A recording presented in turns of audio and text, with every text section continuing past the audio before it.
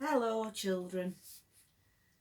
Now yesterday we was reading The Smartest Giant in Town and we got up to this page. Shall we see what happens next? George came to a campsite. Beside a tent stood a fox who was crying. "What's the matter?" asked George. "It's my sleeping bag," said the fox. "I dropped it in a puddle. I wish I had a warm, dry sleeping bag." Wonder what George could give him for a sleeping bag. Shall we have a look? "Cheer up," said George, and he took off one of his socks with diamonds up the side. "It was tickling my toes anyway," he said. As the fox snuggled into it, it made a very fine sleeping bag.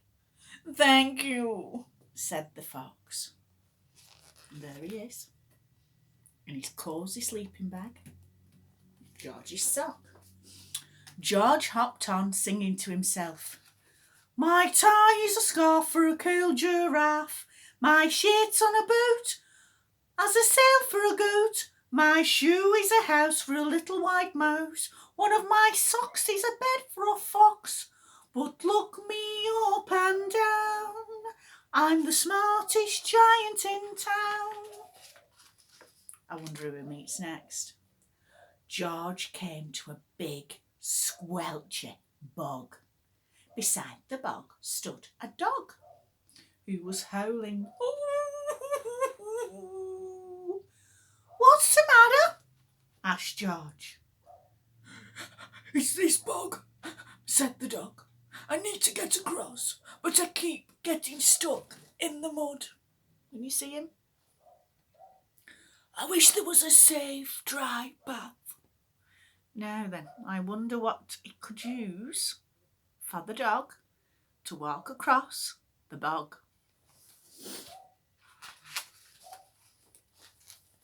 There we go. Let's have a look. "Cheer up," said George, and he took off his smart new belt. "It was squashing my tummy anyway," he said, as he laid it down over the bog. It made an excellent path. "Thank you," said the dog. And there he is, as happy as he is, happy as Larry, as they say, walking across the bog on George's belt.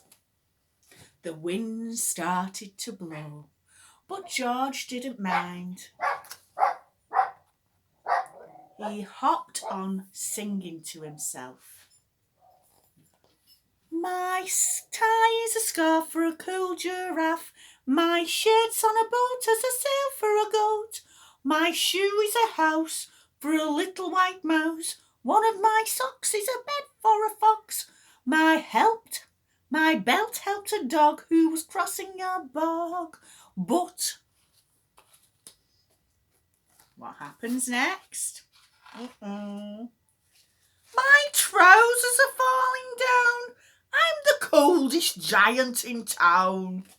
Suddenly, George felt very sad and shivery and not at all smart. He stood on one foot and thought, "I'll have to go back to the shop and buy some more clothes," he decided. He turned round and hopped all the way back to the shop. But when he got there, it was closed.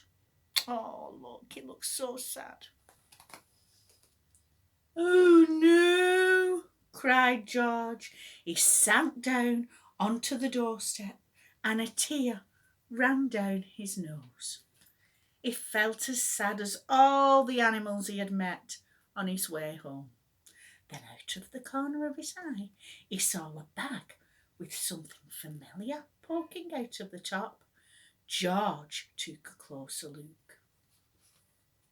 What do you think it is, children? "My gown," he yelled. "My dear old gown and sandals." George put them on. They felt wonderfully comfortable. I'm the cosiest giant in town, he cried, and he danced back home along the road.